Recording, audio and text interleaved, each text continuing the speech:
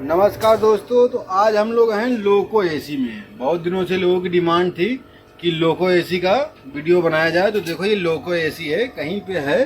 तो देखो इसमें लोको एसी में ऑपरेट करने के लिए देखोगे तो इस तरह से एक बोर्ड रहता है। इस बोर्ड में दो रोटरी होता है। एक रोटरी RSW1 होता है जो ऑन ऑफ के काम आता है। जिसको ऑन करोगे तो ब्लोअर ऑन हो जाएगा और ऑफ करोगे तो ब्लोअर ऑफ हो जाएगा। दूसरी उसके बगल में रोटरी रहती है RSW2। तो RSW2 जो रोटरी है, पहले 1 पे करोगे सेटिंग तो यहाँ पे चलेगा ऑटो। ऑटो में क्या थर्मोस्टेट के द्वारा कटिंग कट ऑफ होगा तो ये चलेगा ऑटो में प्लान। अगर 2 पे करोगे तो मैनुअल में चलेगा कूलिंग। मैनुअल में क्या है कि कूलिंग कटिंग कट ऑफ नहीं करेगा। और 3 में करोगे तो चलेगा मैनुअल हीटिंग। ठीक है, तो ये इस तरह से 3 है। 3 में भी करोगे हीटिंग में जो है वो भी कटिंग कट ऑफ नहीं करेगा, डायरेक्टली चलेगा। ठीक है, तो ज़्यादातर इसको ऑटो में ही चलाना चाहिए। नए जो कोच लोको आएंगे उनमें मैनुअल हीटिंग की वायर को ओपन कर दिया गया, बंद कर दिया, क्योंकि इसमें स्मोक का डर लगा रहता था कि स्मोक हो जाएगा। अब इसमें आपको दिखाते हैं नीचे इसके जो पैनल की ऑपरेटिंग है। तो देखो सबसे पहले इसकी ऑपरेटिंग देखो पैनल की। जब इसके पैनल पे देखोगे तो ये 3 रेड येलो ब्लू की LED लगी हुई जलती है। ये बताती है कि 3 फेस इस पैनल में उपलब्ध है। ठीक है, ये इसके बगल में ये थर्मोस्टेट है। थर्मोस्टेट क्या है, ये 23 से 25 पे कटिंग कट ऑफ करता है। 23 कूलिंग है, कट जाएगा, और 25 पे ऑन हो जाएगा। इसके बाद देखोगे तो यहाँ पे ट्रांसफार्मर लगा हुआ है। ठीक है, ये देखो 400 वोल्ट 415 वोल्ट इनपुट है और 110 वोल्ट AC आउटपुट है।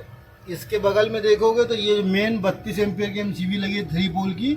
4 पोल की लगी है इनपुट ट्रांसफार्मर की MCB और 4 एम्पियर का ही लगा है आउटपुट ट्रांसफार्मर का। तो 4 एम्पियर का 2 पोल का MCB ट्रांसफार्मर का इनपुट है और 4 एम्पियर का 2 पोल का MCB ट्रांसफार्मर का आउटपुट है। इसके बाद जो 3 फेज की जो सप्लाई है इसके माध्यम से आती है और इसके बाद सभी MPCB में जाती है। MPCB में क्या लूपिंग हुआ है, एक दूसरे से लूप करके, और इसके बाद ये MPCB से आउट होती है तो इसमें जाएगी कॉन्टेक्टर में। कॉन्टेक्टर से इसमें क्या 4 कॉन्टेक्टर है। पहला कॉन्टेक्टर ब्लोअर का है, दूसरा कॉन्टेक्टर CD का है, तीसरा कंप्रेसर, चौथा ये हीटर का है। तो ये कॉन्टेक्टर के माध्यम सप्लाई बाहर होगी। तो इसके बाद यहाँ देखोगे तो कपलर बना हुआ है। इस कपलर में एक ये जो पावर की है, आप देखोगे इधर, देखो आपको दिखाता हूँ। अब इसमें देखोगे तो ऊपर 3 कपलर है। तो सबसे पहला जो कपलर देख रहे हो ये कपलर है कंट्रोल का। ये कहाँ जाती है तो रूफ में जाती है RMPU के लिए। ये जो बीच में कपलर है ये पावर कपलर है। ये कहाँ जाती है तो रूफ में जाती है इसके पावर के लिए। ये इसका तीसरा कपलर है, तो ये इसके बॉक्स में जाता है कंट्रोलिंग के लिए, LED के लिए और ऑन ऑफ के लिए। इसकी जो पूरी कंट्रोलिंग है 110 वोल्ट AC है। ठीक है, ये इसको भी 110 वोल्ट AC चाहिए, टाइमर को भी 110 वोल्ट AC चाहिए, कॉन्टेक्टर भी 110 वोल्ट AC पे ही काम कर रहा है, और जो भी इसके LP, HP और OHP है वो सब 110 वोल्ट AC पे ही काम कर रहे हैं। अब देखो ये जो थर्मोस्टेट है तो इसमें देखोगे तो देखो इसमें टोटल 4 तार रहती है। तो 4 तार किसका है, तो ये जो थर्मोस्टेट है ये चलता है 110 वोल्ट AC पे। तो जो सबसे पहला ये तार देख रहे हो ये तार इसके पावर का है। ठीक है, इसके बगल में जो तार देख रहे हो ये इसका नेगेटिव है। ठीक है, न्यूट्रल मान लो, नेगेटिव का न्यूट्रल मान लो, ये इसका न्यूट्रल है। ठीक, इसके बगल में जो ये तार देख रहे हो तो इसमें क्या होता है कि पावर की हीटर वाले पॉइंट पे भी लूप रहेगा और कूलिंग वाले पॉइंट पे भी लूप रहेगा। अब जो ये चौथा तार है ये हीटर का तार है। हीटर वाले पॉइंट पे 5वां तार ये लूप रहता है, बता ही दिया। 6वां तार है ये कूलिंग का तार है।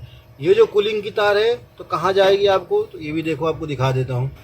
तो देखोगे तो इसमें वायर नंबर है 14 है कूलिंग वाले पे। तो अक्सर होता है कि कभी मैनुअल ऑटो चल रहा है लेकिन मैनुअल नहीं चल रहा है। लोग कहते हैं ना कि ऑटो चल रहा है लेकिन मैनुअल नहीं चल रहा है। तो इसमें इस वाले जो पैनल है CLW वाले में, इसमें ऑटो अगर मैनुअल नहीं चल रहा तो इसमें क्या है कि देखो जो हीटर का कॉन्टेक्टर देखोगे तो हीटर के कॉन्टेक्टर के ऊपर ये 2 तार है 14 नंबर का। ठीक है, तो एक तो आती है थर्मोस्टेट से, एक 14 नंबर आता है थर्मोस्टेट से जो ऑटो में काम करता है। लेकिन एक बार और आता है, ये आता है कहाँ से, तो RSW2 की जो रोटरी है इसके पॉइंट से। जब मैनुअल में ऑन करते हैं तो इसके द्वारा सप्लाई आता है हीटर के NC पे, और मैनुअल इसके माध्यम से चलता है। लेकिन जब हम ऑटो में चलाते हैं तो इसमें जो एक सप्लाई 14 वाली है, ये सप्लाई आएगी थर्मोस्टेट से और इसके माध्यम से फिर ये ऑटो में वर्क करेगा। ऑटो में कटिंग कट ऑफ करेगा, मैनुअल में कटिंग कट ऑफ नहीं करेगा। तो कभी भी आपको लगे कि प्लांट एक ही मूड में चल रहा है, मैनुअल चल रहा है या मैनुअल चल रहा है लेकिन ऑटो में नहीं चल रहा, ऑटो चल रहा है लेकिन मैनुअल में नहीं चल रहा है, तो आपको क्या देखना है, तो यहाँ वाले पॉइंट पे देखना है कि सप्लाई आ रहा है कि नहीं, किस वाले वायर में आ रहा है, मैनुअल में आ रहा है या पावर में, ये ऑटो में आ रहा है। तो ये जरूर आपको ध्यान रखना है। इसके बाद जो सबसे इसमें खास क्या होता है कि कभी कभी क्या होता है, ब्लोअर तो चलता है लेकिन कंडेंसर नहीं चल रहा, कंप्रेसर नहीं चल रहे। तो इनमें सबसे बड़ी क्या है कि लूपिंग है। तो सबसे बड़ी आपको इंटरलॉकिंग का हमेशा ध्यान रखना है। अगर कंडेंसर का इंटरलॉकिंग प्रॉपर नहीं हुआ रहेगा तो आपको कंप्रेसर कभी नहीं चलने देगा।